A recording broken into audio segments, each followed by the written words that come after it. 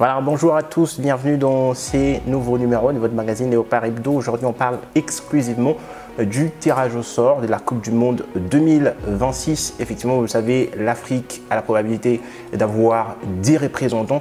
Mais d'abord, ces formats est prévu comme quoi les tout premiers dès chaque groupe composé déjà des 6 pays, parce qu'on le rappelle, 54 fédérations qui composent la CAF ont pris part à ces tirages au sort et donc ça fait quand même énorme comparativement aux Coupes du Monde qui se sont jouées récemment avec 32 nations. Et je rappelle que c'est un premier numéro de Coupe du Monde co-organisé entre 3 pays et qu'on aura 48 sélections.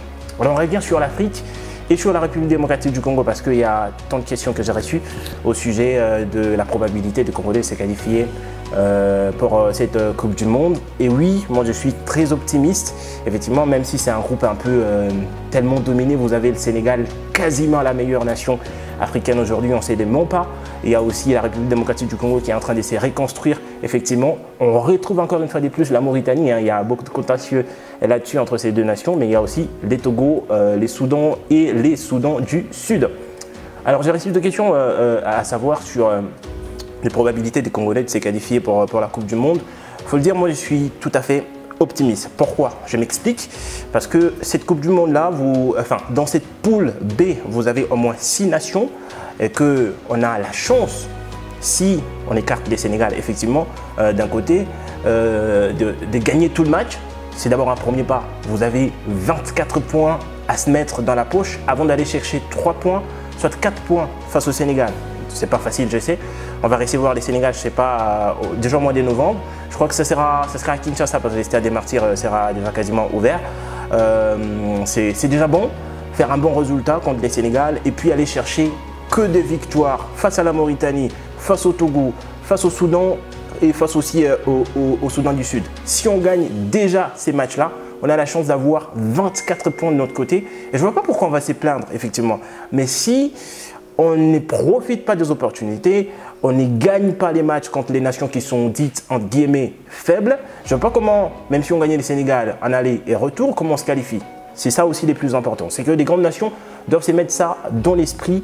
On a besoin de gagner tous nos matchs comme il se doit. D'abord en écartant le Sénégal et puis d'aller chercher un bon résultat face aux Sénégalais. C'est tout à fait possible. Alors, sans se mentir, ça fait un peu peur parce que quand je regarde l'équipe du Sénégal, ça reste quand même une grosse nation. Ils ont des bons joueurs à tous les niveaux, poste pour poste, effectivement, poste pour poste. Et nous, quasiment, c'est une nation qui est en train de se reconstruire. C'est vrai qu'il y a des joueurs qu'on annonce qui viennent en sélection.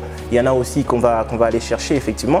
Mais ce n'est pas, franchement, deux effectifs à comparer. Mais j'ai quand même une idée dans la tête, c'est que ce sera quand même une opportunité pour nous de voir franchement les niveaux de Sébastien Desabre et son équipe effectivement contre une grosse nation du premier niveau quoi, en Afrique. Parce que là, c'est vrai, face au Gabon, c'était quand même chaud. On a tous aimé, peut-être que l'équipe n'a pas bien joué, mais on a quand même gagné ces matchs. Face à la Mauritanie, on a donné voilà, tout ce qu'on pouvait dans les tripes, dans les poumons. Maintenant là, on a un Sénégal en face. Vraiment, la RDC doit nous montrer tellement, avec les joueurs qu'ils ont, avec les managements qu'on apporte maintenant au niveau de la sélection, qu'on a une équipe capable d'aller défier les grands de cette compétition ou du continent africain. Donc voilà, moi je reste en tout cas serein.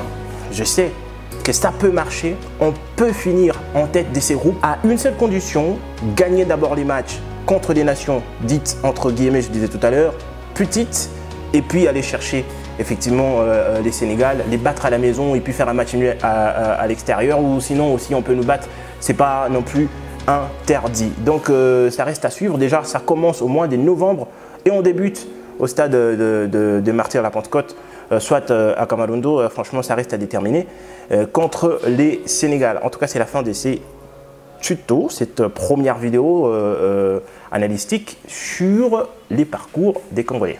Ciao!